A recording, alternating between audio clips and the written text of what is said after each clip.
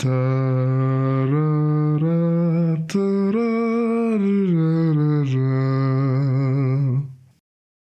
Gameheads, since you guys really enjoyed the last video, I'm here to bring you another list of some of the best games I've ever played. As usual, there's no ranking cause I take all of them to be equally special.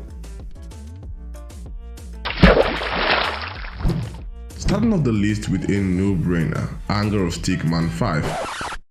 And I want to believe that we all have probably played or heard of this game. It's quite old in the community and has maintained a balance in terms of popularity and longevity, simply because it does one thing perfectly, and that is being a good stickman side-scrolling brawler.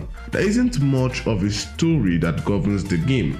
There is a zombie mode, which kind of tells the story of survival, but it's nothing really special. The game just spawns you into a semi-corrupted world where everyone is trying to kill you, so you plunge them to death with your fist and your feet. And the game offers some pretty cool flashy movesets, or you can choose to massacre them with a variety of weapons, purchasable familiars, super combos, and whatnot. It's a stickman game done right, and you would think that with the game's popularity and long-time success, the developers Button E and M would have created another angry stickman game, or any other game in general, but nope, it's still a blank slate on their all apps section.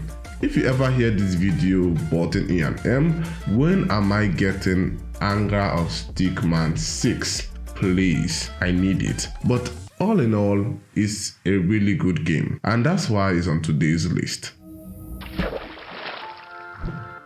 I remember when I played Epic Conquest, a hack and slash RPG. The fighting was great and the graphics okay, but what really drew me in was the compelling story that was something straight out of a comic book or anime. I don't really remember what the premise was, it's been ages, but I remember enjoying it so much that the second game really got me excited. Epic Conquest 2 is an amazing RPG that expands on the previous game, turning the once linear level-based game into a semi-open world with a lot more exploration, playable characters, biomes, enemy types, and boss battles. They also did improve the graphics, albeit not to a defining degree. With all these improvements, the story that hooked me in the first place was preserved and improved, as the world building and characters got so much more fleshed out, although the dialogue got so much more longer, almost to the point of irritation.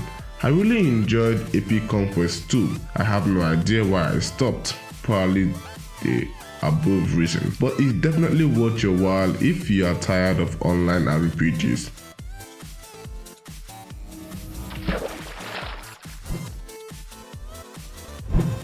The next game is not really a hidden game. Any PC or console player would have heard of it long before its port on mobile, seeing that it took 10 years to get there. But for me, who grew up predominantly on mobile games, it was a first encounter.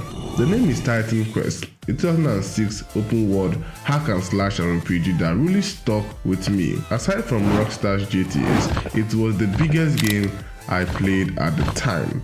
The story follows a player-created protagonist as they navigate ancient Greece, Egypt, and China on a quest to defeat the Titans after they escape from their ancient prison. This gameplay is very Diablo-like, a top-down view hack and slash with several abilities that change due to the rules selected at the beginning. There's also a perk tree to build, further customizing your abilities to the role that you chose to take. I had a fun time playing. The story is very interesting, albeit very mythos-like, but the variety of enemies and locations are what really sold the whole experience for me. If you haven't played it yet, it's still available on the App Store, where there is also a legendary edition that came out quite recently, featuring all the DLCs and whatnot. Bad Knot is a small little gem I stumbled across a few years back It was quaint, simple yet complex, and had a few mechanics that sucked me in and also might have kicked me out as well. The game throws you into a losing battle where you have to defend against a relentless group of invaders that constantly wash up on the several shores of your island nation. It cleverly mixes elements of defensive strategy, commandeering, and permadeath to really up your challenge, taking turns to defend the highlighted maps by sending troops with commanders. Any island outside your reach is lost to the invaders at the end of the turn. As for the deployed troops, failure to defend the island ends in a loss, and the legion lost during the battle is gone forever. And add that with the troops being of different ability sets, from guardsmen, polemen, and archers, each best fitting an enemy type, you'll find yourself replaying an island multiple times over.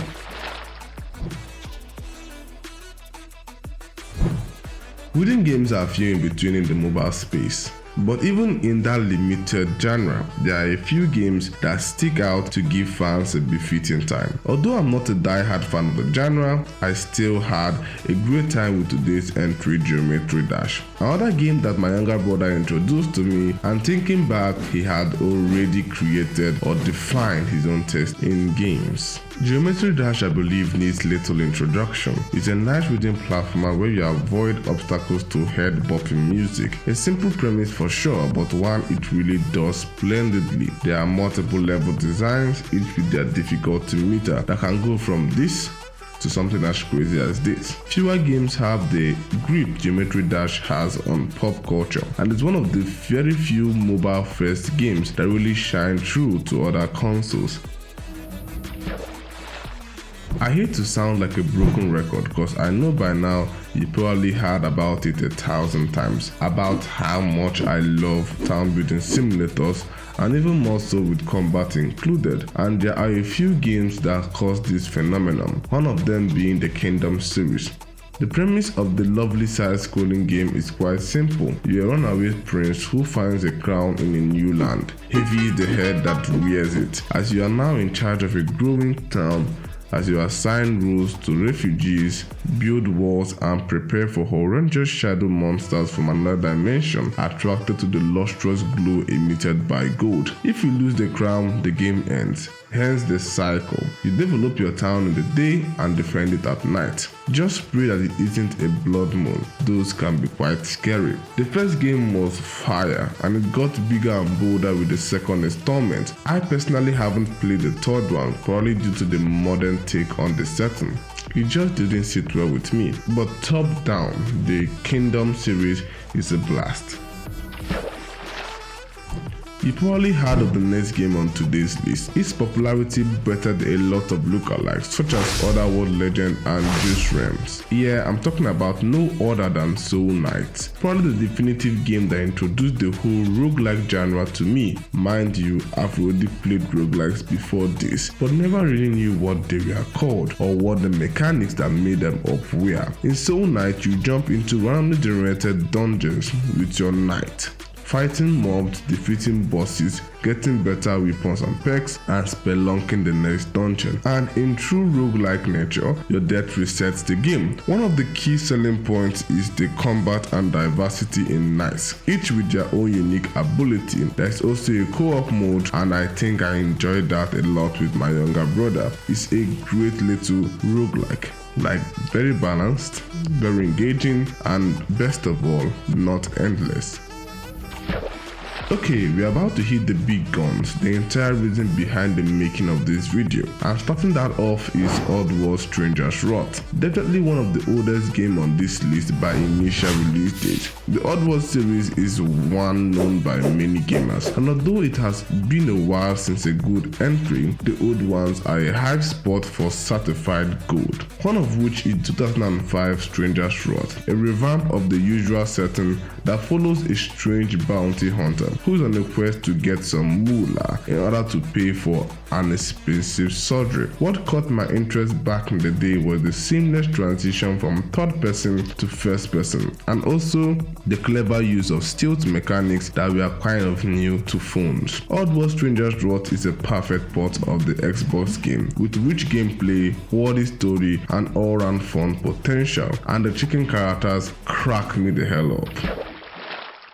Next up is Stardew Valley, and it made today's list simply because it's Stardew Valley. I don't think I need to explain why one of the biggest farm life simulators made it on the list. It's amazing, it's fun, it's time consuming, and it's worth every penny. And above all, it's Stardew Valley. You can farm, raise animals, mine, fish, fight, make small talk, get a girlfriend, get married, have kids, become a millionaire. Now I know why your character leaves his dead-end job and becomes a farmer. If you haven't heard about Stardew Valley and you have a semblance of interest in simulators, you just have to give it a whirl. It's a rite of passage.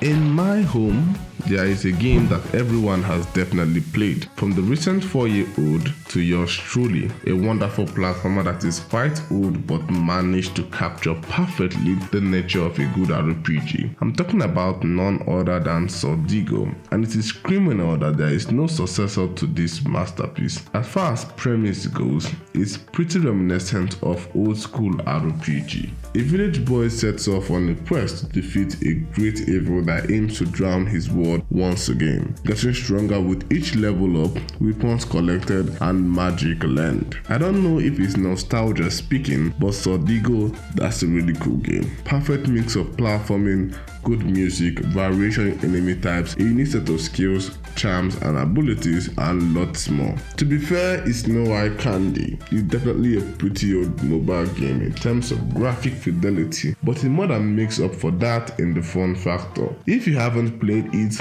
and you happen to like platformers with a good story, I forgive you. Just go and save yourself by playing the game. And the video has, should I say, come to a satisfactory conclusion, at least for yours truly. Now, which game did you enjoy playing back in the day? Let me know in the comment section, and please don't forget to like and subscribe and hit the bell icon for more notifications. This series has been a wonderful reminder as to why I enjoy mobile games. Thank you all for watching. It's your host B-Dog, and I will see you in the next one. I'm out.